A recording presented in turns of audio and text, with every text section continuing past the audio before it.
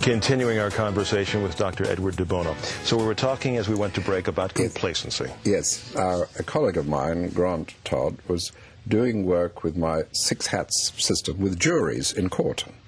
Using this system, they reached unanimous decisions very quickly. The judges were so impressed that in at least 3 states, I'm not sure exactly which, I think it's Massachusetts, Wisconsin, the judge can now recommend that the jury be trained in parallel thinking, 6 hats thinking. What is that? Instead of arguing, because the Greeks had nothing to do after lunch, so they invented argument, there's the white hat, everyone looks at information, red hat's emotions and feeling, black hat is critical, yellow hat is benefits, green hat is possibilities, creative, blue hat's organizing.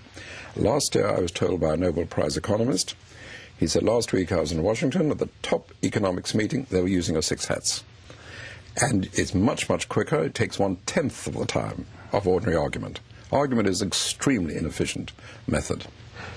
Does government, as a matter of course, tend to employ good thinking practices? No. No. No. Government has to employ visibly traditional thinkers. So the public can say, oh yes, these are good thinkers. They're not.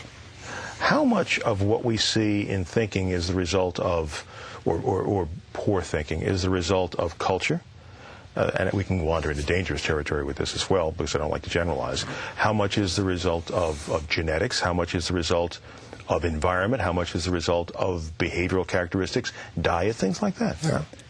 All those are true, but much more importantly, we don't pay attention to thinking. There is no university faculty of thinking. Just think, the most important human skill above any other, thinking. No university faculty. We assume, or have assumed, that philosophy was about thinking. Rubbish. We've assumed that psychology is about thinking. Rubbish. I am professor of thinking at 5 universities now, including Da Vinci Professor of Thinking at the University of Advancing Technology in Arizona, and Pretoria and Central England and so on. So the answer to your question is all these things you mentioned are important, but we simply have not focused on it. At school, thinking should be a key subject, as central as mathematics or history. So we're teaching, and some would argue we're not teaching very effectively, in schools we're teaching facts, we're teaching memorization. There was a time back, what was it, in the 1930s where the famed educator Dewey was trying a concept about more interested in learning and the learning process. But you see, what you've just said, the fact that computers have made us so information conscious that we believe that information is enough. And that's very, very dangerous.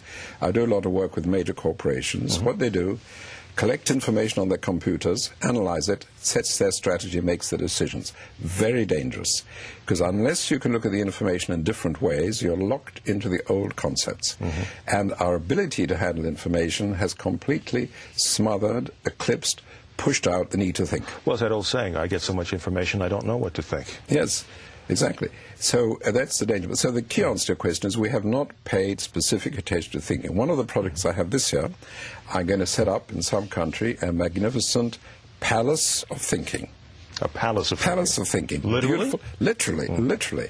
To give thinking the dignity, the centrality, the importance it needs.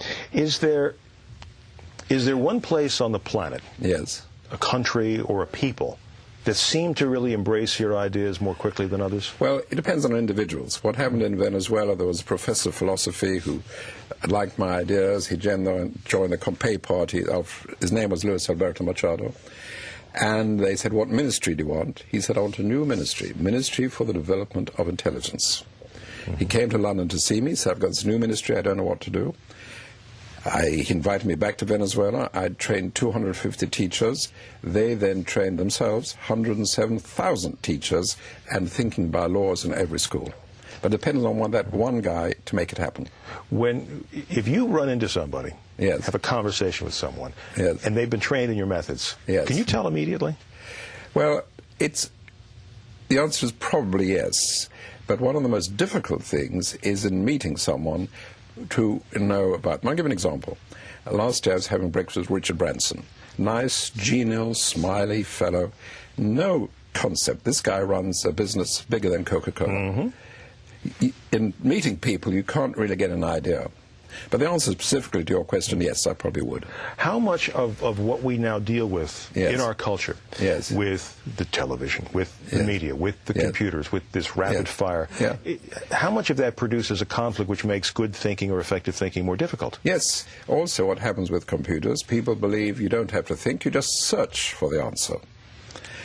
Teaching thinking in England to unemployed youngsters for just 5 hours increased the employment rate 500%, stronger than anything they'd ever done. And a year later, 96% was still in employment. In other words, it's a huge potential, not difficult to do, makes more difference to people than anything else you could do. But we neglect it. We neglect it. How much of what we see in the way of strife in this world, wars, conflicts, the product of bad thinking? Let's take an example. Israel and Palestine. The Israelis probably the most intelligent group of people on the surface of the earth. The Palestinians, the most intelligent Arabs. For 60 years, they've been next to each other, unable to sort out their problem. Very simple suggestion I put in the New York Times some time ago. Let them vote in each other's elections. Now, there's no way the Israelis would have elected Hamas. There's no way the Palestinians would have elected Sharon. So now you elect constructive people who have a chance of getting it, and you design the way forward. Again, with the rockets, Gaza, and so on, we give the people in Gaza a grant, X million dollars, but every time you fire a rocket, you lose $5 million. Now, you're not a local hero. They say, you think you're brave, you've cost us a hospital, you've cost us this.